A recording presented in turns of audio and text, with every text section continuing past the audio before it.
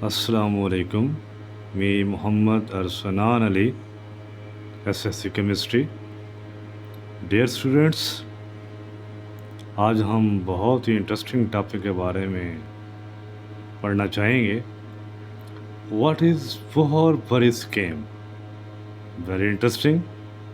देख के आपको हैरानगी हो रही होगी कि कुछ यूनिकनेस है इसके अंदर। Student, it's very interesting because two n square formula आपने अक्सर देखा होगा is also known as Bohr Bury scheme. Two n square. आप हैरान हो रहे होंगे कि इसको बोहर बरी स्कीम भी कहते हैं, टू एंड स्क्वायर फार्मूले को। कैसे, आइए देखते हैं। Into n square, two integer है और n के प्रिंसिपल क्वांटम नंबर, और बोहर के लिहाज से 1913 में जब उसने मॉडल दिया था बोहर ने, तो उसने फर्स्ट टाइम n का यूज़ किया था, यानी कि ऑर्बिट नंबर। उसने ऑर्बिट का कंसेप्ट दिया था कि इलेक्ट्रॉन ऑर्बिट में मूव करते हैं। और फर्दर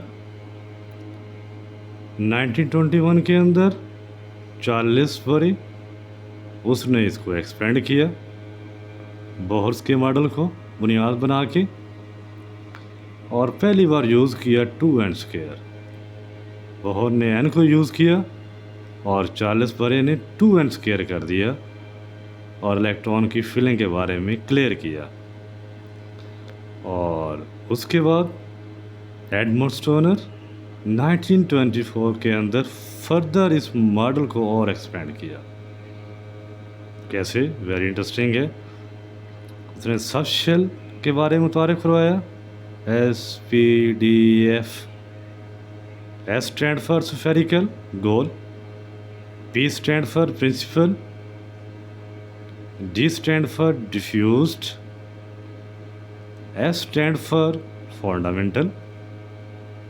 तो 1924 के अंदर फर्दर इस फार्मूले को एक्सपेंड किया गया। तो आइए स्टूडेंट, अब हम एग्जांपल से और एक दिलचस्प मॉडल से हम इसकी यूटिलिटी चेक करते हैं, टू एंड स्क्वायर को कैसे यूज़ करेंगे। डियर स्टूडेंट, ये एक मॉडल बना हुआ है एटम का। सेंटर में न्यूक्लियस है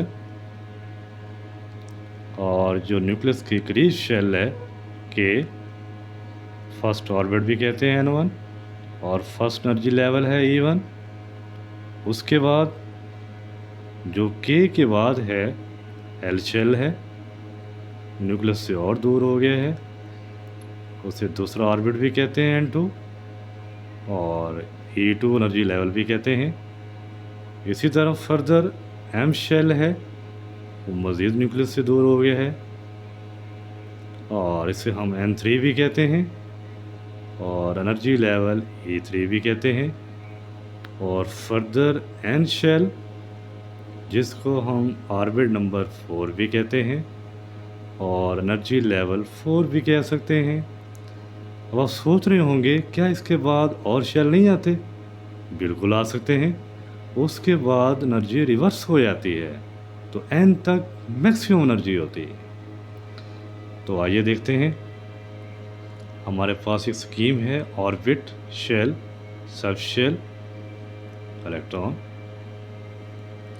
अगर फर्स्ट ऑर्बिट लें N1, तो शेल पहला है K और उसके अंदर एक ही सब शेल होता है। अब टू एंड स्क्वायर फार्मूले के लिहाज से जब 1 पुट करते हैं तो 2 आंसर आता है, यानी कि इस शेल में 2 इलेक्ट्रॉन है। डियर स्टूडेंट्स, सेकंड ऑर्बिट की बात करते हैं, L शेल, और इसमें 2 सब शेल होते हैं S और P,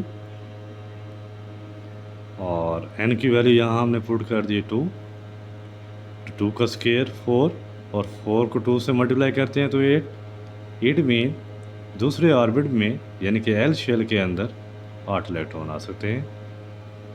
इसी तरह तीसरे ऑर्बिट में यानी कि एम शेल के अंदर सब शेल एस पी डी होते हैं और फार्मूले के अंदर हमने 3 पुट किया और 3 का स्क्वायर 9 और 9 को 2 से मल्टीप्लाई करेंगे तो 18 होते हैं, 18 इलेक्ट्रॉन आ सकते हैं इसके अंदर।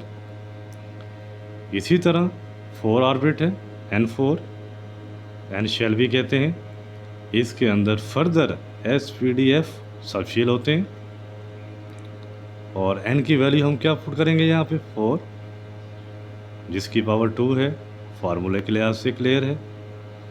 तो 4 को 2 बार मल्टीप्लाई करें 16 और 2 से मल्टीप्लाई कर दें 32। तो इस तरह 32 इलेक्ट्रॉन एन शेल में होते हैं। तो इस तरह हम 2n² फार्मूले को यूज़ कर सकते हैं। तो डियर स्टूडेंट, आपको इस इंटरेस्टिंग स्कीम के बारे में जानकारी हो चुकी होगी। तो इंशाल्लाह नेक्स्ट लेक्चर के लिए अल्लाह हाफिज़।